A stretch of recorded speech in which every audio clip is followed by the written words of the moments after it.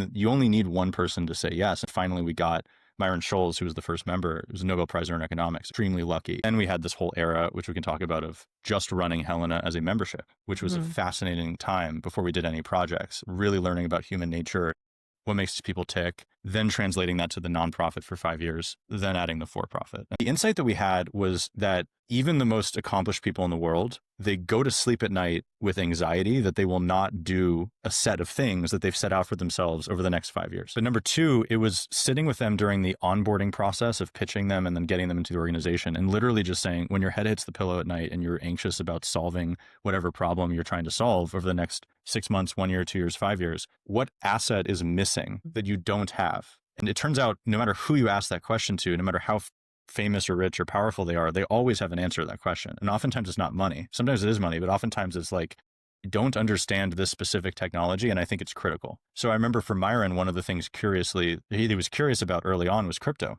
This was when Ethereum became, what it was, and Bitcoin was starting to really rev up. This is a guy who, if I can paraphrase it correctly, literally became a Nobel laureate in the pricing of economic assets. And then if you can do that over and over and over again, even if you haven't done anything operationally as an organization, if you can become the guy that they are not being, they're not scared that their name is being leveraged in the wrong way or monetized, and you are associated with, there's this group and it's this cool little secret society thing, and there's this kid at Yale in his flip-flops putting me on Zooms and convening with me, and I get really, really tangible outcomes from the meetings, then that's valuable. But if I'm introducing Henry to Hannah and there's somebody there doing all of the follow-up, and then they pick up that one nugget that we had in this conversation and they actually deliver on it over and over and over again, you become a really important part of their lives and their careers. And from that base, we ended up building enough trust that we started to have really tangible meetings of like, okay, let's talk about direct air carbon captures. And then we started having really operational conversations. And then at that natural point, it was, let's do something about it.